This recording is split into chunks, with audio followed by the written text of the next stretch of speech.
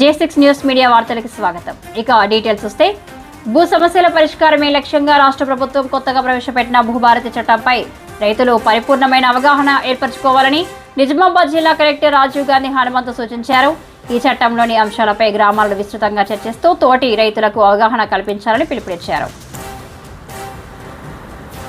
డిచ్పల్లి మండలంలోని నడిపల్లిలో మోపాల్ మండల కేంద్రంలో గల రైతు వేదికలో వేర్వేరుగా నిర్వహించిన భూభారతి చట్టం అవగాహన సదస్సులో అదనపు కలెక్టర్ కిరణ్ కుమార్తో కలిసి కలెక్టర్ పాల్గొన్నారు.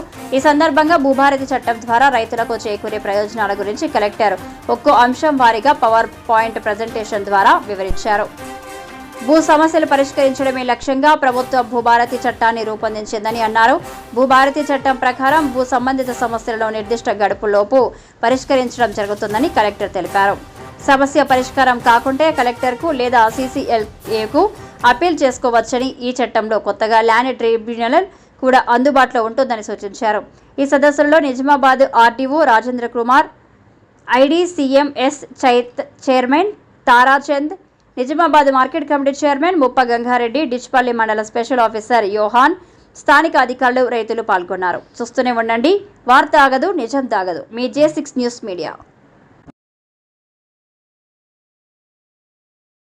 మనకి ఇప్పుడు ఏదైతే ధరణి ఉందో, సో ధరణిలో పట్టాదారులుగా నమోదైన వాళ్ళు ఇప్పుడు టెంపరీగా మనకి రికార్డ్ ఆఫ్ రైట్స్ లోకి రావడం జరుగుతుంది. సో తర్వాత ఈ చట్టంలో సెక్షన్ 4 కింద 1 year వరకు, అంటే ఇప్పుడు ఏదైతే చాలా మంది రైతులు మాకు ఎక్స్టెంట్ అంటే ఏరియా తక్కువ వచ్చింది, మా పేర్లు మిస్ అయ్యాయి, మా భూమి ప్రొహిబిటెడ్ లిస్ట్ లో రికార్డ్ అయ్యింది, చాలా రీజన్స్ తో సఫర్ అవుతున్నారు. 1 year వరకు కూడా మనకి టైం లైన్ అనేది ఇవ్వడం జరిగింది. సో 1 year లో మనకి ఎప్పుడైనా కూడా ఆ రైతులు అనేది భూభారతి పోర్టల్లో అప్లై చేసుకోవడానికి అవకాశం ఉంది.